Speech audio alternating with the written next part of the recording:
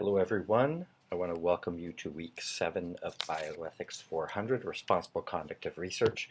As you've already figured out, that most of the lectures I just like to start by reminding you of the different topic areas that we're going to be covering throughout the duration of this course. And these are the topic areas at least defined by the U.S. Office of Research Integrity. And our focus this week is going to be on mentor-trainee responsibilities.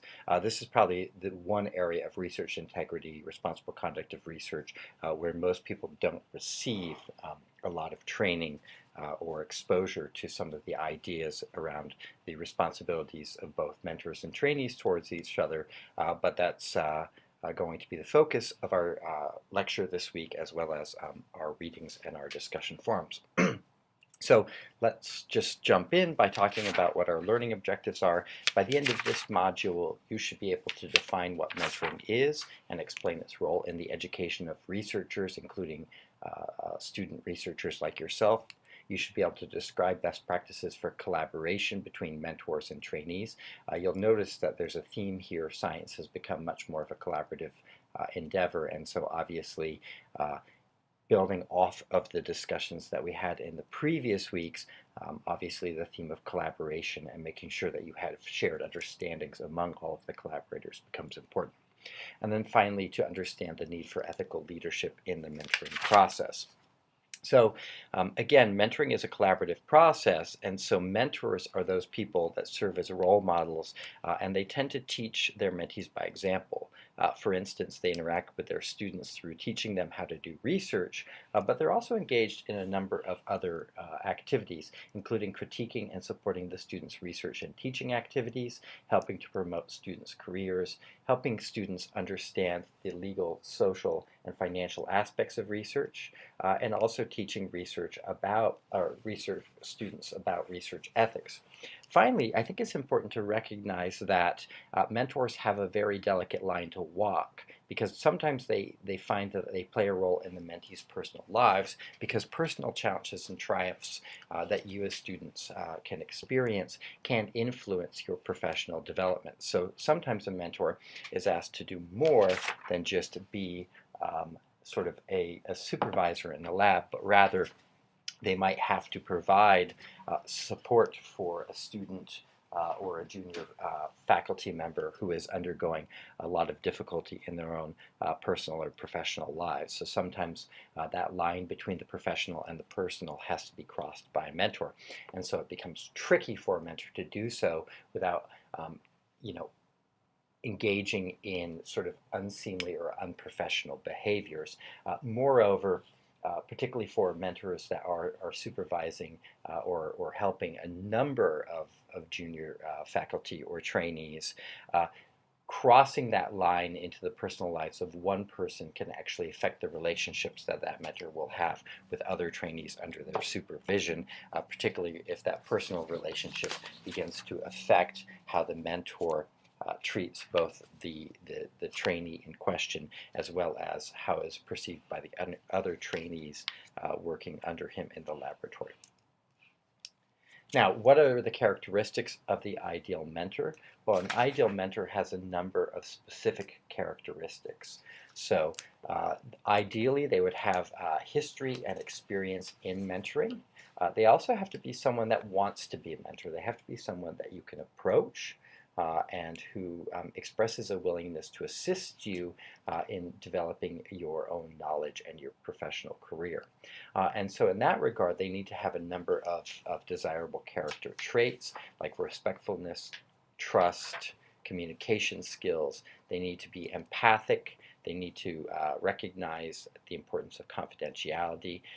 Sometimes empathy and confidentiality are intertwined, particularly if you have to share a particularly challenging or emotional experience that you've had.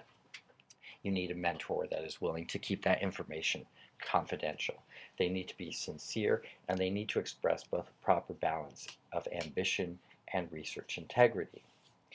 So I want to turn that question around, though, and then ask you guys, well, what do you think a mentor wants to see in a trainee such as yourselves? What would be the characteristics of a good trainee? Well, a good trainee is someone that seeks and seizes opportunities, As an instructor, faculty member, I always appreciate students who come to me independent of what they're learning in the class to actually talk with me about the various topics that they're interested in, that I'm working on, and seeks opportunities to advance their own understanding of the fields in which I work. That is someone that I really would be interested in serving as a mentor to. Good trainee also needs to be someone that recognizes the investment both in time, money, resources that is made by the mentor. Mentoring is a very, very personal experience, and so it requires a huge investment not only of time but also of just emotional and psychological resources on the part of the mentor, particularly in situations where a trainee is struggling with personal and professional challenges and needs your help and support. On the other hand, I want a trainee, and most other mentors do, who actually shows some sort of leadership, that's not afraid to express their own ideas and opinions, to challenge my suggestions, or to come to me with novel ideas that they would like to pursue. So it is important to have a trainee that actually is willing to go out on a limb every now and then and express their own ideas and opinions, rather than just rely constantly on my own advice and guidance. Finally, a good trainee is someone that possesses a number of desirable character traits, and some of these are very similar to the ones you just saw about good character traits of a mentee or mentor. But others of these are character traits that are sort of complementary or synergistic with the character traits, desirable character traits of a mentor. And these include, once again, respectfulness, but also etiquette. So by etiquette, I mean someone that understands both the nature of the personal and professional relationships within the lab, but also understands the boundaries that begin to sort of become established between the mentor and the trainee, and is careful not to cross those boundaries, is careful, for example, not to presume too much of a level of friendship or presume too much personal attention, but recognizes that a mentor has other trainees that they're supervising and supporting, and also recognizes that there are certain professional expectations and boundaries. A good trainee is also someone that's adaptable, that responds well to criticism, responds well to suggestions of changing their research direction without becoming upset or angry. You need to have someone that, again, is a good communicator, shows commitment, is willing to put in the time and the effort that the mentor expects them to, is sincere, shows objectivity, so is open to new ideas, and again shows this proper balance of ambition and research integrity. And so a trainee essentially is someone like yourselves. This is a future or a junior researcher who is really seeking to perfect their skills before they set out on their own. And so the best way for a student to master the skills they need is not by taking a class like this, but rather by actually engaging in hands-on practice and interacting with other researchers in the laboratory setting. And this is why having an experienced researcher as a mentor is so important. Now, I want to point out that training and mentoring can occur at any educational and professional level. I actually mentor a couple of high school students. Many of you know that I'm married to a local high school music teacher. And through the connection that I have with the high school, I actually am often asked to come and give talks to different groups and clubs on the main high school campus. And then I have a number of students who have come to me expressing an interest in bioethics and in public health research, and have asked if they could work with me in their spare time and over the summers. And so I'm actually a mentor to several high school students. I'm also a mentor to undergraduate students like yourselves, as well as predominantly the graduate students that are in my current program. Now, that doesn't mean that there aren't situations in which someone like myself can act as a mentor to people that are already working as faculty members or as researchers within laboratories. And so you'll often see relationships in which a senior faculty member serves as a mentor to a junior faculty member. And sometimes that this is an informal relationship that simply develops between the two faculty members. And sometimes it's actually encouraged or established by particular procedures and policies within an institution.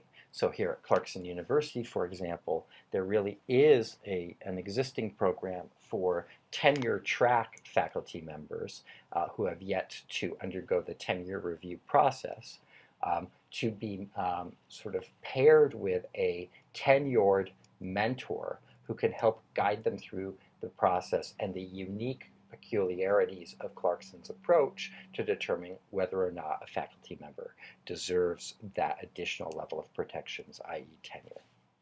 So training and mentoring can occur at every level. And just because you're a mentor does not mean that you do not need the help of a mentor yourself. So often a good mentor is someone who they themselves is also a mentee. And so I actually have a number of people with whom I have an informal mentee relationship. That is, they are my mentors. And they are usually people that are well established in the field, either in terms of research or in terms of training of young students, young trainees, researchers like yourselves. And these are people that I go to when I'm struggling with particular challenges. I have one friend and mentor who runs the ethics education program at Fordham University in New York City, for example. And I will often reach out to her either via email or via phone when I'm struggling with how to deal with a particular challenge that I face either as a faculty member or as the department chair. For example, how to navigate institutional politics, or how to deal with a faculty member whom is not up to par. And so I will often reach out to her for advice on how to handle that. So again, don't feel that a mentor-trainee relationship necessarily will end once you are no longer in school and you're out in the working world. Now, I do want to make sure that you also understand the difference between a mentor and an advisor. And so I've listed some of the distinctions here. So an advisor, this is, for example, the person that maybe is overseeing your senior or your honors thesis. This is someone that guides your research focus, advises you on matters associated with the research, i.e. the relevant course material, workshop attendance, publications, etc. In the future, when you're engaged in seeking external funding, would be someone that proposes funding opportunities. So this would occur at sort of the graduate or the postdoctoral level. And this is also someone that enforces timelines and obligations. By contrast, as we've already touched upon, the mentor is someone that has a personal and a professional interest in your overall career development. And they can suggest productive area research directions and offer encouragement during difficulties, but doesn't always engage in some of the activities of an advisor. They're also someone who, more so than an advisor, helps you establish yourself as a professional by arranging networking opportunities for your future. And is also someone that will continue to offer advice to you throughout the development of your career. Now, sometimes your advisor is a mentor. Okay, so sometimes these roles do overlap, but in essence, an advisor's role is defined by what they do academically, i.e. the selection of your courses, directing your thesis or a dissertation, whereas the mentor's role, although not clearly defined, takes a more personal interest. That is, they're facilitating your growth and development, and they become a trusted ally throughout your undergraduate, graduate, postdoctoral, and faculty career. They also help socialize you to the scientific community and can have a surprisingly large influence in modeling the thinking and problem solving that you as a future researcher need to develop. Now, it's also important to understand that there are different types of mentor-trainee relationships. And so I think we should spend just a couple minutes exploring the different types of mentoring relationships that can be developed. And so if we look at the different types of mentoring that can occur, mentoring can be one-on-one, via investigator-student relationships. This is where, say, the head of your lab is the main source of knowledge and experience for you as a trainee. It can be in an instructor-student relationship. For example, you have a particular faculty member who you don't work with directly, but whose course you really liked and enjoyed, and you go to them to seek out advice on how to maybe pursue career opportunities or future training opportunities in that particular topic. And then there's peer relationships, and this exists when the mentor and the students don't really differ in status, and therefore it's less of sort of a directive mentoring and more of a collaborative mentoring. Now, this is seldom the case when two training researchers are involved in different aspects of a larger research study being investigated by the same PI, because in those cases, one trainee will tend to have more experience in the area and will take the other person on as a mentee.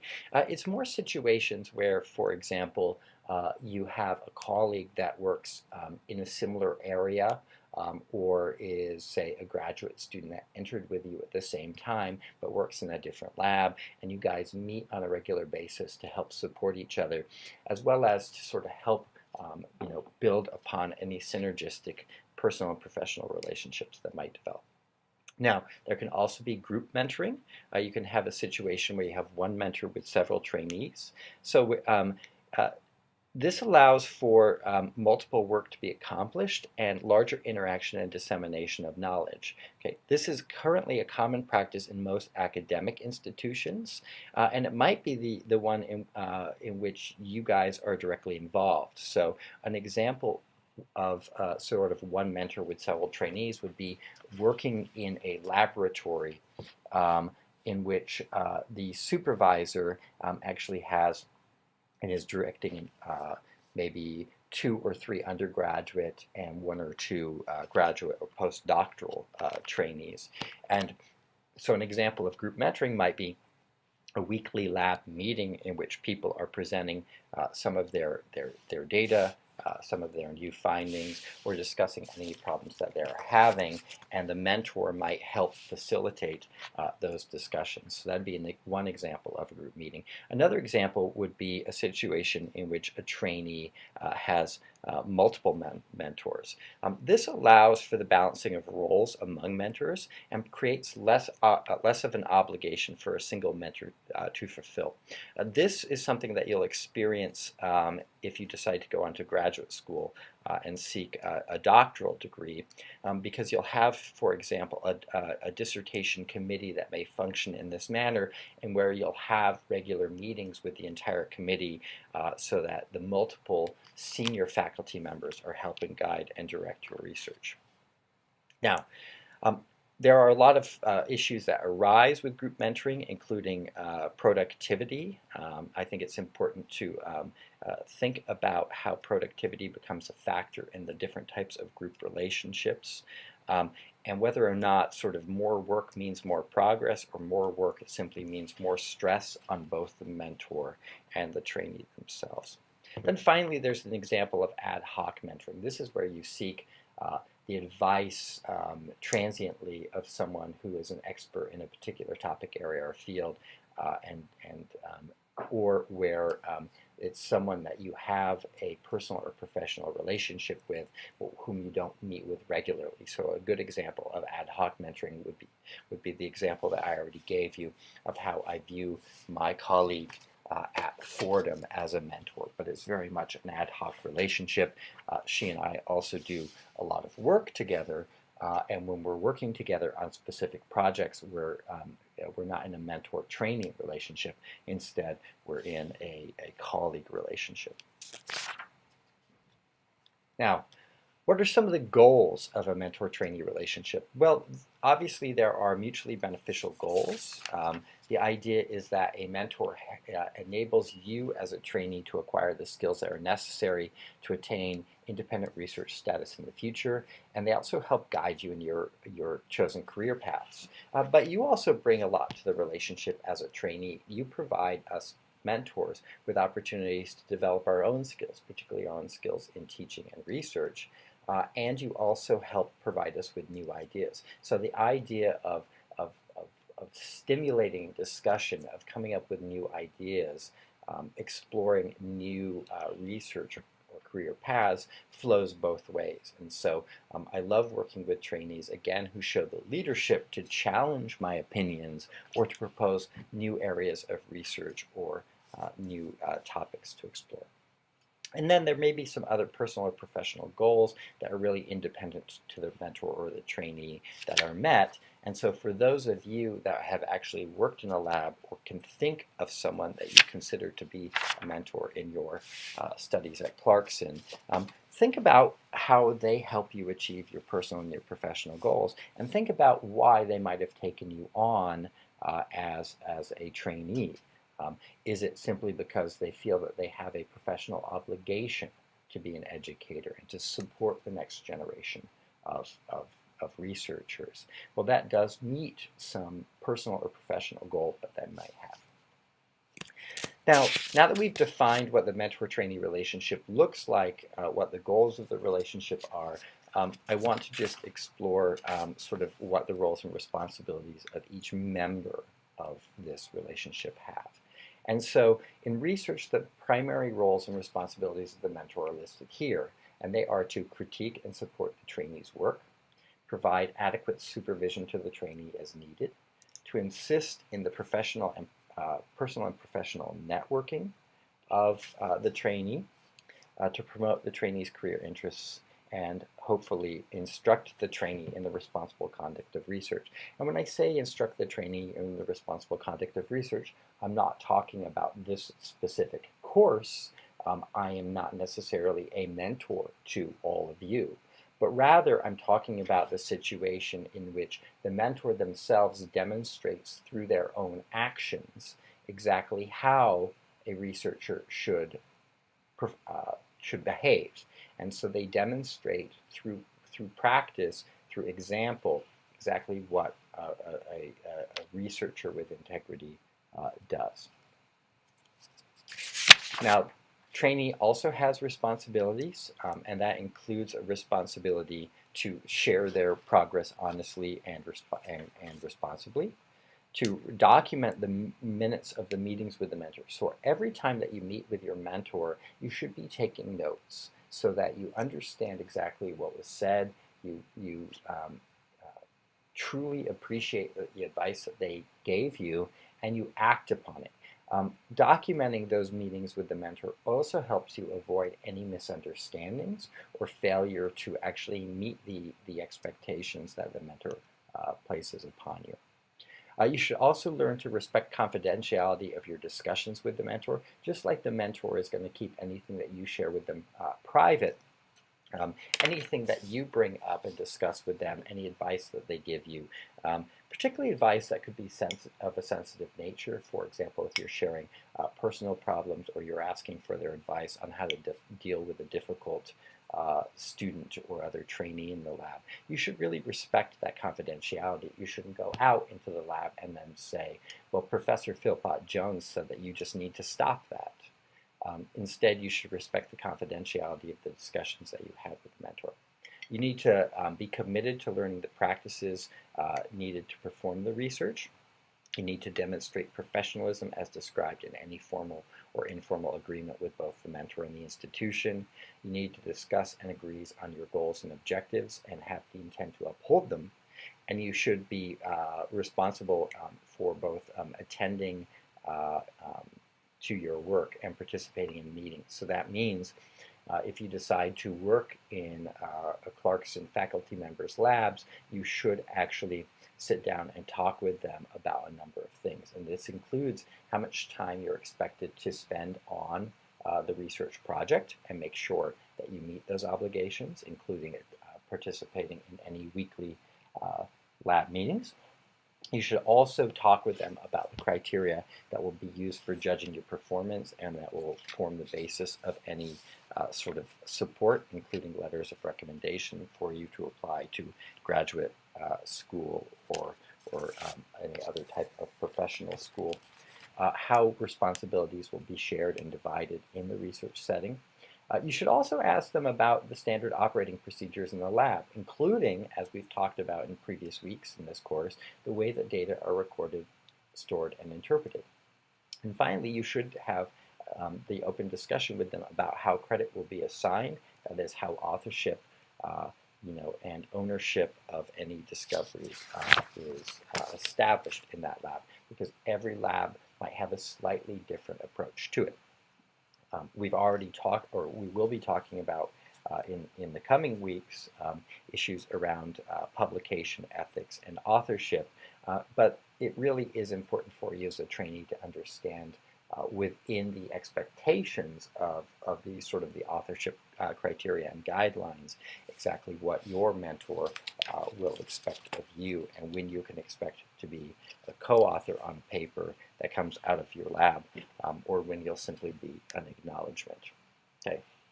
So there are a lot of obligations here, and in upholding these roles and responsibilities of both the mentor and the trainee, there may be several areas in which conflicts exist or arise. So that's why it's so important for you and the mentor to discuss these possible areas of conflict and to address how values should be shared in order to prioritize the approaches in handling any disagreements that arise. Okay?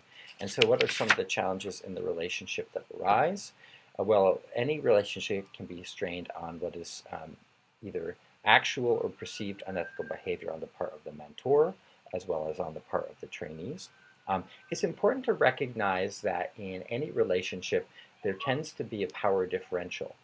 The only exception to this is in a situation in which you have sort of peer support and mentoring, where there isn't that sort of difference in your level of responsibility, your position within the hierarchy of the institution or the lab. And so it's important to recognize these power differentials because they can lead to situations in which mentors may abuse their authority or exploit their trainees.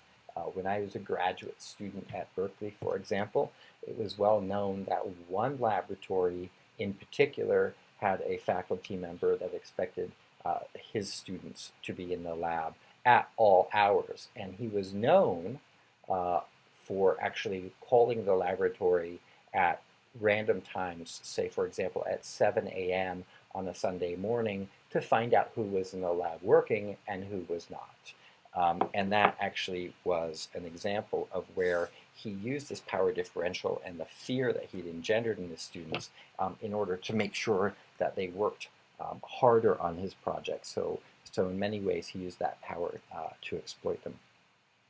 That power differential also can lead to trainees being fearful to share their ideas, speak up, complain. And so it's important for you as a trainee to recognize that. It's also important for the mentor to recognize that trainees may be afraid to actually speak up or share their ideas or disagree, and to look for signs of situations in which a trainee does have something that they want to share, but doesn't feel like they have the sort of the authority or the position to actually speak up. There can be unreasonable expectations on both the part of the mentor and the trainee. For example, it's important for a mentor to understand exactly what the other personal and professional commitments you as a trainee might have, including your course schedule, and to work around it and not expect you to spend every free hour in the laboratory, but recognize that you have to balance the work that you do in the lab with your other responsibilities. And then finally, there's concerns about unequal distribution of work credit. Again, we'll talk a little bit more about this in coming weeks when we talk about authorship, but There are often situations in which a student believes that they contributed significantly to a project, yet are accorded only a minor authorship position or even just an acknowledgement on the paper that comes out. And so it's important for both the mentor and the trainee to understand exactly what the expectations are in terms of work and credit for any discoveries. And then finally, recognizing that there are external pressures that exist on both the mentor and the trainee. And pressures on the mentor, including things like grant and funding deadlines, justifying priorities like their duty to scientific knowledge and advancement, their duty to the institution, and their duty to educate the trainee. So we as faculty members are often pulled in multiple directions because we are judged not only on our teaching and our training of students like yourself, but we also have the expectation of meeting certain research goals, and then we also have obligations of service to Clarkson as an institution. So all of those are pulling us in multiple directions. Now, there are obviously pressures on you as a trainee as well, including your being young, and really sometimes I have students that really aren't even sure what they're interested in or the direction they want to study, and so that can pull you in multiple directions. And so I have had situations in which a student starts with me because they're particularly interested in bioethics or a topic that I'm working on, but then a couple months later, as a result of a class that they're taking, they suddenly become interested in a very different topic. And so they feel conflicted and pulled. They feel that they have an obligation to me, but then on the other hand, they really want to explore a topic that is of even more interest to them and something that they can see themselves working on in the future. Okay. Other pressures include the need for meeting deadlines that are established not only by me as a mentor, but also by the other personal and professional obligations that they have. And so if you're going to seek a relationship like this, if you as a trainee are going to actively seek to work with a faculty member as a mentor, I think it's important for you to think about these three things. Think about identifying your interests, networking in the future, and meeting deadlines. And so questions to ask yourselves are things like, what are my current research ambitions? What are my current research skills and knowledge? And how can this or that mentor, how can a particular faculty member provide the best experience for my interests and my goals, right? You need to think about networking in the future, including what is the timetable that I have in my head for completing my education and training, and with whom should I begin establishing a professional relationship that will provide me with access to future endeavors. And then finally, it's important just to make sure that you are cognizant of the expectations and the deadlines that a mentor will set upon you. This is going to vary by mentor, but should be a top priority of yours when you are first approaching a mentor and establishing the nature of the relationship. Now, once you've established that relationship, it really is important to make sure that you meet any deadlines set upon you by the mentor, or if you can't meet the deadlines because you are just conflicted, you have a conflict of commitment where you're being pulled in multiple directions, or some extraordinary circumstance beyond your control comes up, it is important for you to go to your mentor immediately rather than miss a deadline and try to explain yourself in the aftermath. Now, another type of challenge to the relationship, obviously, is listed on here. That's unethical behavior. And I just want to give you some examples of unethical mentoring behaviors. So these are situations in which mentors practice ineffective or unethical means of mentoring. For example, you have situations where mentors can demonstrate personal bias towards one student against another. They might recommend one student for a research opportunity and not recommend another mentee with the same qualifications. Now, This isn't always because the mentor is ineffective or unethical, but it could be because you do not, say you are passed over for a research opportunity that was given to another student in the lab, and you're upset about it. Well, that might not be because of any personal bias, but it might be due to factors that you might not um, be aware of. And so rather than automatically assume that your mentor is biased against you, a better approach would be to actually show the examples of leadership I've talked about and actually go to your mentor and say, hey, I noticed that you gave Sue the opportunity to go to this workshop instead of me. What can I do in the future so that I have the same opportunity? So rather than actually accuse the mentor of doing something inappropriate or showing bias to Sue, you're actually asking them to help identify for you the things that they believe that you need to develop so that you can take better advantage of these opportunities in the future. Okay. Other examples are misinformation or poor advice to mentees. I've known of examples. I've had students who have come to me complaining about faculty members because they believe that the faculty member deliberately misled them in order to ensure that they would have to, say, spend another 6 months working on their master's thesis or their doctoral dissertation, and thus felt that the mentor was deliberately doing this in order to get more work out of the mentee. There are situations of harassment or intimidation, discrimination obviously against mentees due to race, gender, class, physical challenge, sexual orientation, anything that's essentially covered by Title IX. In those situations, if you do believe that you're being discriminated against on the basis of something like this, it's important to reach out to the Diversity and Inclusion Office on the Clarkson campus so that this matter can be addressed. I've already talked about demonstrating personal bias towards one student. But also avoiding the assistance of mentees in the advancement of our own career endeavors. That's an example of an unethical mentoring behavior. We're already more established, and so it's a situation in which it is important for us to recognize that sometimes training the next generation and supporting them in meeting their research goals is more important than us advancing our own careers.